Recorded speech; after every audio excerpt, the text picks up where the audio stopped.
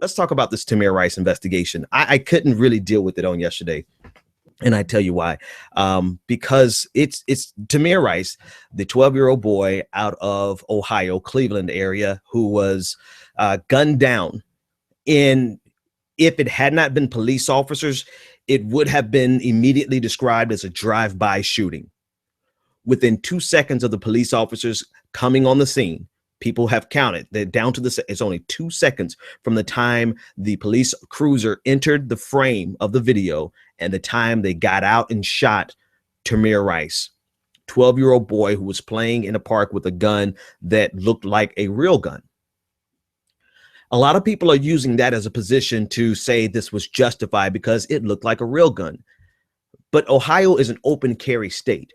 And so if a person has a real gun in Ohio out in public, they are legit, they are within their legal right to do so.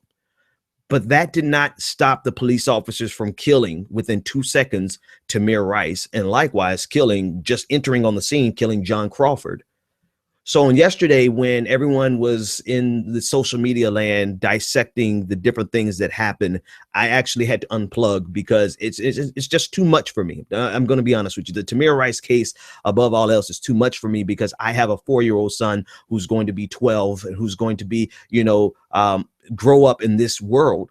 And to see other human beings do everything they could to contort everything, every way they could to justify this police officer killing a 12-year-old boy within 2 seconds was just too much for me. I personally couldn't handle it, so I unplugged. I did read several articles on it this morning so that we could discuss it here.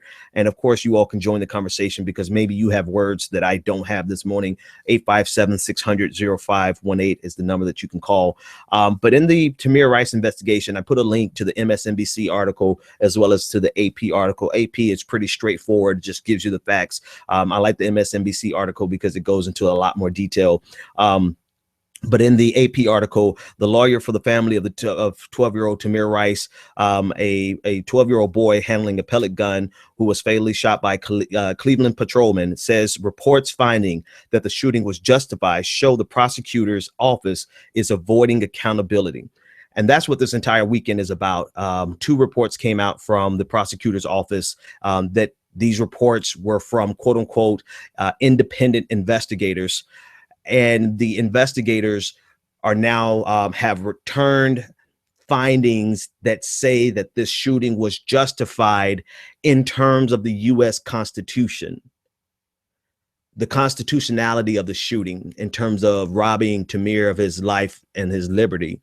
So they're basically saying he didn't do anything wrong. The police officer didn't do anything wrong with regard to constitutionality. This murks up the waters because we're not dealing with a federal case yet. We're dealing with a state case. There has already been a judge who has found probable cause to have the police officer arrested, but the prosecuting office, the district attorney, did not. He opted not to arrest the officer whose name maybe I shouldn't mention, just like I wouldn't mention the shooters in Oregon, and just like I won't mention the shooter in South Carolina. At least I'm going to try not to mention them. But I'm trying to approach this as calmly and measured as I can because it shows 2 things. Number one, I don't know, it probably shows more than 2 things, but I like to start with 2 things.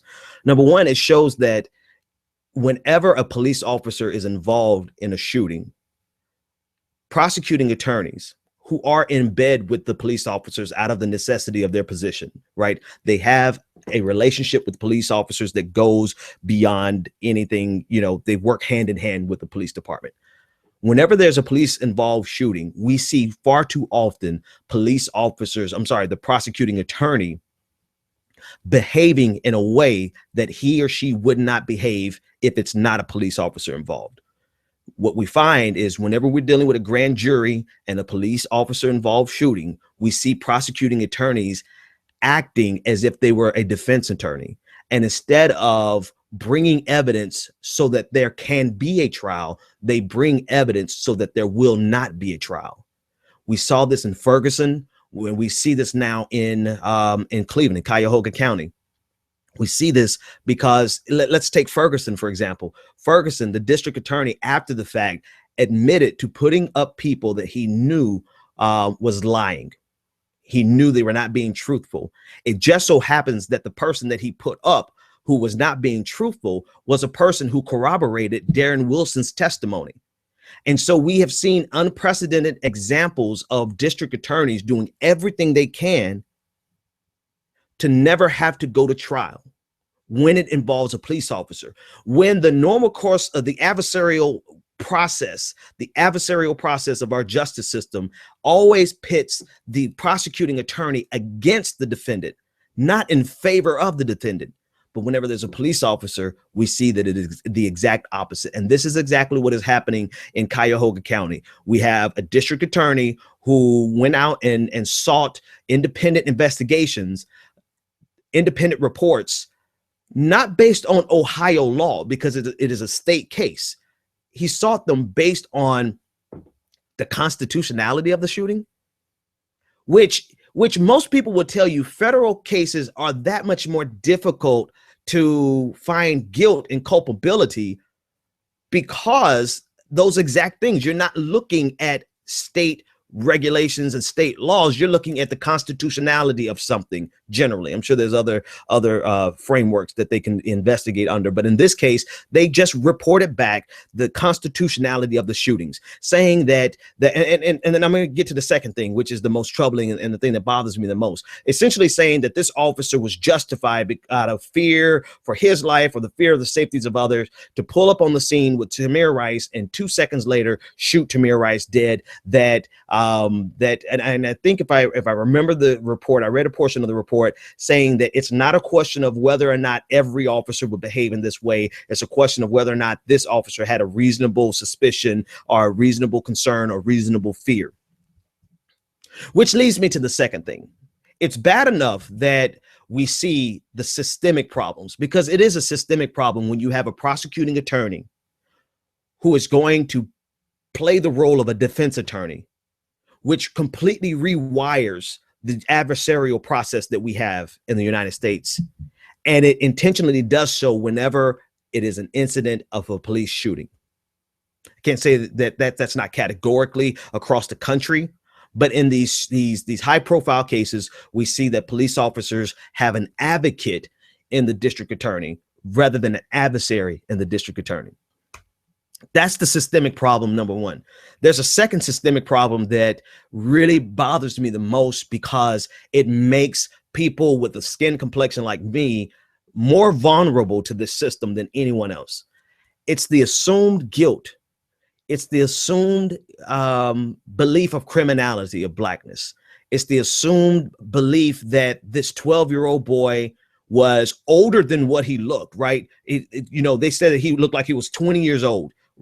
A grown man. So, right, the interpretation of here's a child, but we see him as an adult. That's problem number one. Then two, in a state where you are allowed to carry a weapon, there is the assumption that this Black person who is carrying a weapon, let's forget about it being a toy right now. Let's just call it a weapon. Here's a Black person carrying a weapon publicly. In a state where it's legal to carry a weapon publicly, there's the automatic assumption that this Black person who is doing something legal is doing something illegal, which triggered the 911 calls, not only for Tamir Rice, but also for John Crawford.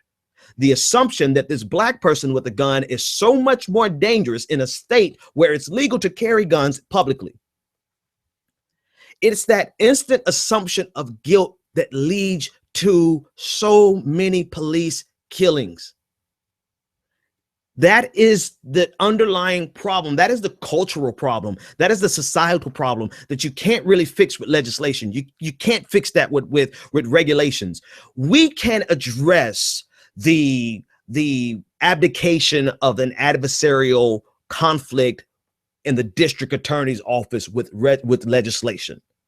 That type of behavior should not occur, which is why when a police officer is involved in a shooting, there needs to be a special prosecutor assigned.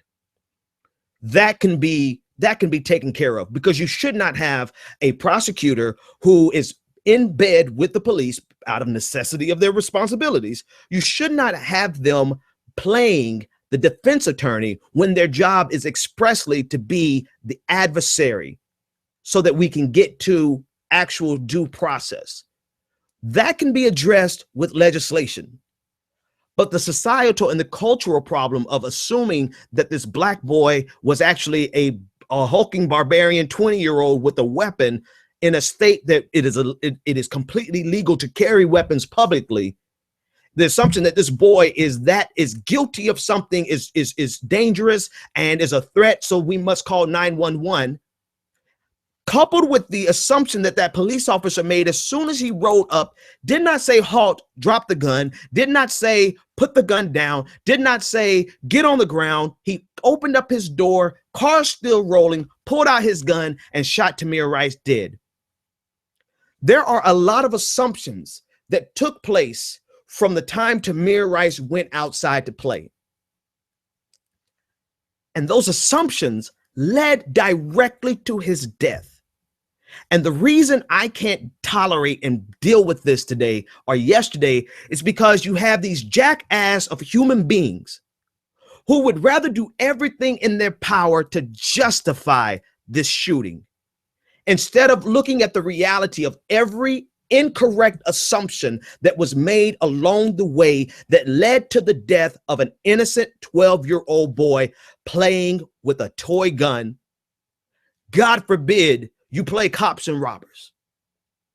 Apparently, black people need to just play the robber role, because if you play the cop role with a weapon, you can get killed. Because of all of these assumptions that are made at different points, the people who are fearing for their lives. Why are you afraid of this little boy? Why are you assuming that this little boy is a 20-year-old when he's actually a 12-year-old? Why are you assuming that a boy carrying a gun or a man carrying a gun in a state where it's legal to carry a gun, why are you assuming that he is a criminal and that he is dangerous? Why are you making all of these steps that now lead you to making a 911 call, which triggers an instant response by police officers who are automatically wired for violence? Let's just put that there. Police officers are automatically wired for violence. They are no longer being trained, at least we're not seeing the fruits of the training, to be keepers of the peace. And so now one assumption led to a 911 call. Another assumption led to this insane police officer to roll up on the scene and not ask a single damn question and shoot Tamir Rice.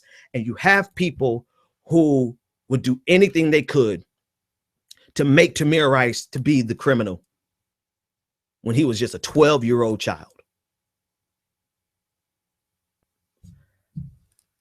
And there is a direct correlation. Pardon me. There's a direct correlation between the political ideology and who is supporting who in this. There might even be a causal relationship, but I'm going to talk about the correlation because you see so many right-wing conservatives, the same people who are screaming pro-life, the same people who are screaming gun rights, right? The same people who would tear this country up if someone told them they did not have the right to open carry.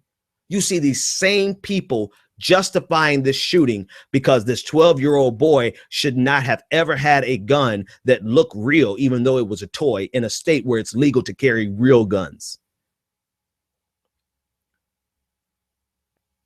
And I guess the problem I have the most with it is that they don't see so many of us as human. Because if they did, how can you look at a human 12-year-old child and forget about all the things that led to his wrongful death and try to vilify him for the sake of protecting this system, for the sake of never having to confront the reality that the system is absolutely screwed the hell up? And so that's why. And so these reports come out. And they say that the shooter was the police officer was justified within the terms of the Constitution. And they wrap this up and they're going to present this to the grand jury as though it's an independent investigation, but it's already loaded. It's already tilted because it's not considering the evidence in the framework of Ohio state law. It's considering the framework of federal law, but this is a state case. And so they're bringing information that is completely biased. The intention of it is biased to make it so that they never have to go to trial on this case. And they wrap it all up and say justice was served. That is the insult to injury, that they will go through all of this so that they don't have to try this police officer. And then they're going to turn around and say justice was served. If you want to know the type of thing that will make me flip over tables, bust out windows, and lose my mind, it's when we take this justice system and we pervert justice and we turn around and shove it down the throats of Americans and say justice has been served, when it has been the exact opposite of justice, when it has been a gross miscarriage of justice.